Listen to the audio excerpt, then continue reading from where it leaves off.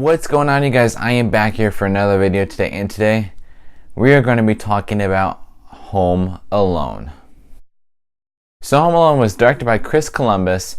The screenplay was done by John Hughes, in which he was like a phenomenon in the 1980s with like one after the other with Ferris Bueller's Day Off, 16 Candles, Weird Science, The Breakfast Club. I mean, this guy was hitting it in the 80s, and then right here in 1990, he's doing a project with Home Alone. And who can forget the composer, John Williams. So this film, right off the bat, three great names right there. But anyways, Home Alone is about a little innocent yet bratty kid, Kevin McAllister, played by Macaulay Culkin, in which he lives in a big house with pretty much his whole entire family.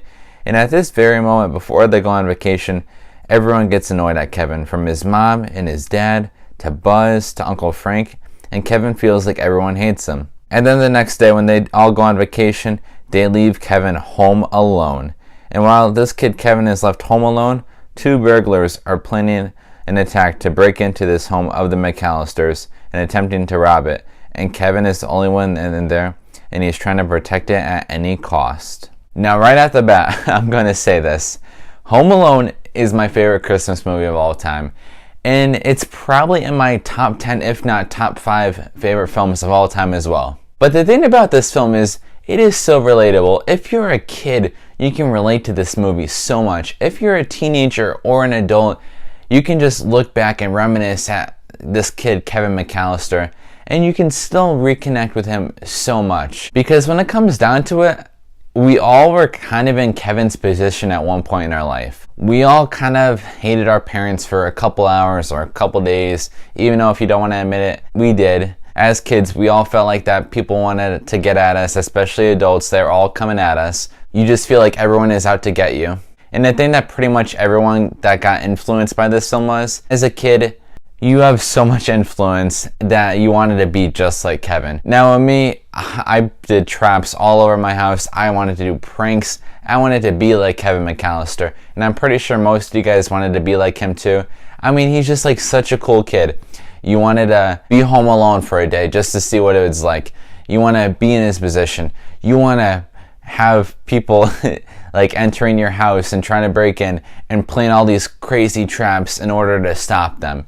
You just wanted to live the life of Kevin McAllister. And with that being said about Kevin McAllister, Macaulay Culkin, the one who portrayed this guy of Kevin, one of the best child performances I've ever seen. Daniel Stern and Joe Pesci as the two burglars. Incredible chemistry on screen. Some of the most funny, evil type bad guys I've ever seen on screen together. They're very, very funny. Joe Pesci's character is like this serious guy that kind of bosses Daniel Stern's character around, and Daniel Stern's character is like kind of like this shot but yet very, very hilarious character. He's one of the funniest characters I've ever seen in a movie. But okay, when everyone watches Home Alone, I ask a lot of people, why do you watch it? What's your kind of motivation on watching it? Why do you like Home Alone so much? I've asked tons of people this, and they all said, or most of them in that sense, everyone loves the traps. Everyone loves the funny aspects to it. Everyone loves its slapstick comedy. But when I look into this film deeply, and like in the beginning of my teenage years even, I watched it for all those reasons.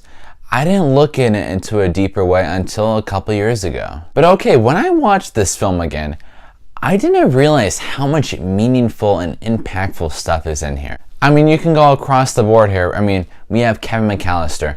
He's kind of this like arrogant, snotty kid in the beginning of the film.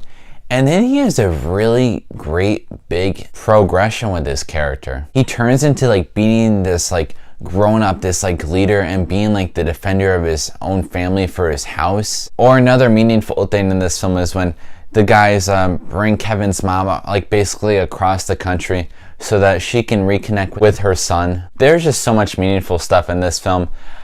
But the thing that got my attention the most is Kevin and this old guy Marley, his next door neighbor, then encounteration in the church. Now this guy, old man Marley, he's like portrayed as like this evil, creepy next door neighbor of Kevin. But I mean, we don't really learn much about his character until this church scene. And it's really great dialogue with the choir playing in the background. and it's featuring Kevin and his next door neighbor, and they're talking about how the next door neighbor, he never gets to see his granddaughter, so he goes to the church to see her because him and his son got in an argument. And Kevin and this old guy, they have some brilliant chemistry. They connect the Christmas spirit into each other. And Old Man Marley really brings a new sense into Kevin. He brings a new perspective on life to Kevin, and Kevin helps him reconnect with his son, and just by talking. And it's a great scene because you're watching it and you just hear these the choir members singing, and oh my god, I'm getting chills right now. But it's a very impactful, emotional scene between the two of them. Now, I don't know if you guys get into like Christmas the way I do, but it's my favorite holiday along with Halloween of the year because it brings so much good elements into your life. And even if it's just that day or the week or the month, it makes you feel like a kid again. It reconnects you with your family, builds stronger relationships. You reconnect with other people.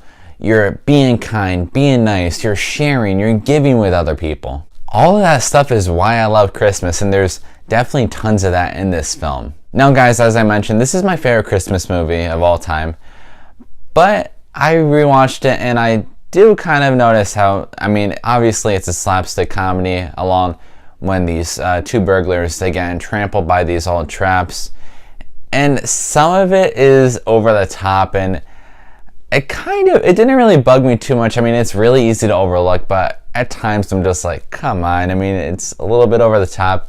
It's nothing horrible, but it's definitely something that I thought that could improve on a little bit. But guys, in the end, I love Home Alone. It has a great meaning to it. It has some great characters, great meaningful moments, a fun story, and may I say, a very underrated soundtrack and score by yours truly, John Williams. And most importantly, it brings a brilliant message to your appreciation of your family and what you have in your life. And with all that said, I'm going to give Home Alone an A. Now guys, Home Alone, it's been out for, God, it's so long now. I watched it countlessly, like over 10, 15, probably close to 20 times, and I gain a little something newer every single time I watch it. Now guys, the most important question here today, what did you guys think about Home Alone when you first watched it? Now, how has it impacted you in your life? Comment your thoughts on this film because I am interested. And if this isn't your favorite Christmas movie, then what is? Drop your comments down below, guys. And if you guys enjoyed this video, please give this video a thumbs up and subscribe to my channel, so that way you can see me next time. Thanks for watching.